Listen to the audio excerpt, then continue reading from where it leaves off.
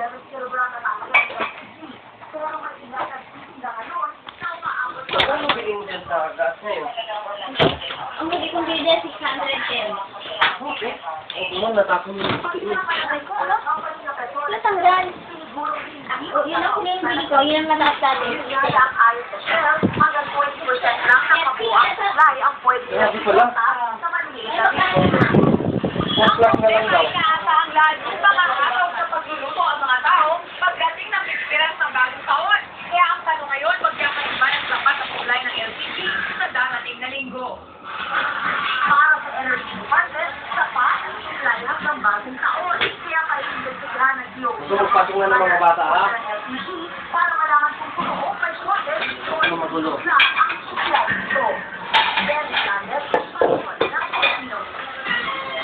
Maraming Supreme Court ng isang consumer group ang pagtaas ng singil sa starting rate sa Batangas at Costa Rosa Cavite. Nakapatrol Alvin at Chico.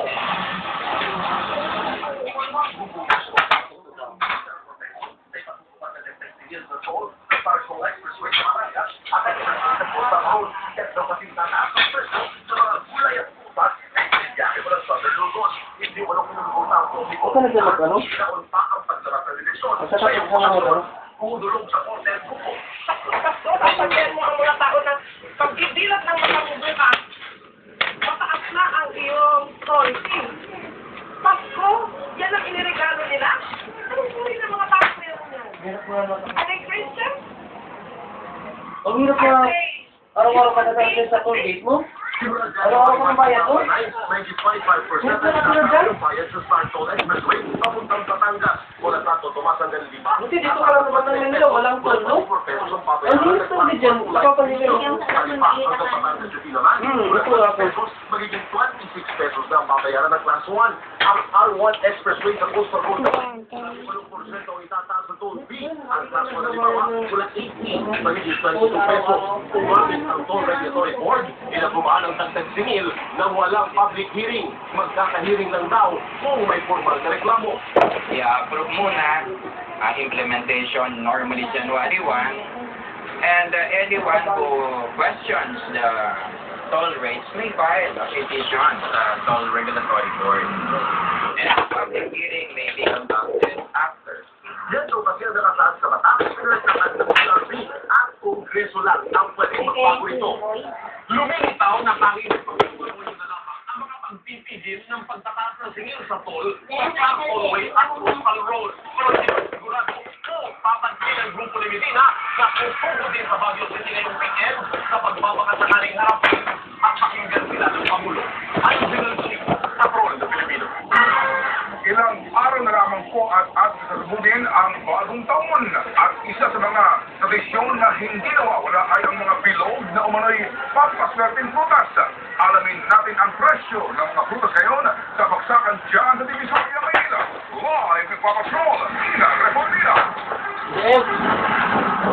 Hindi pa tapos ang pagpipili ng mga nanay dahil ngayon naman, ang pinagkakaabalahan nila ay ang pagsalubong sa bagong taon. At 5 araw bago ang medianoche, may mga namimili na ng mga pampaswerteng bilog na prutas para naiwasan ang pagtaas ng presyo sa Divisoria. Dito sa Plaza Street sa Divisoria ang bagsakan ng mga imported at local na prutas. Siyempre, karamihan sa hanap ng mga namimili ngayon para sa bagong taon, mga bilog na prutas. Dahil pampaswerte daw ito. At kailangan 13 o higit pang iba-ibang bilog na prutas para raw masigurado ang swerte at sobra-sobra ang matatanggap sa bagong taon. Nakatanayan na? Yes.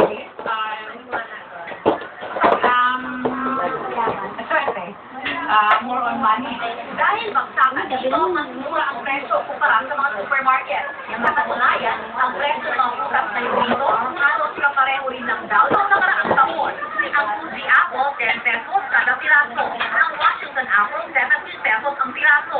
Ang Karachi Orange, 7 pesos ang piraso. Kaya na 50 pesos kada 200 pesos per kilo ang ponkan, o 5 pesos kada piraso. Meron rin Golden Orange, pera, ubas at longga. Hanggang 47. Sa atin naman, 30 hanggang 45 pesos kada piraso ang suha. Ang guava apple, 30 to 35 pesos per kilo o 10 pesos kada piraso. Mula December 29 ng bagong taon, ang saan ng ang presyo. Tumakas po yung presyo ng bodega. Kaya nagtatasti po kami ng presyo. At dahil ang hirap ngayon, hirap na rin makatawan ang mga namimili Yes. gaya ni Ano ba? Marcel. Ano ba? Ano? Kain na. Na niya ng Happy New Year, ang tindera ni Aris Sita. Gusto ko din.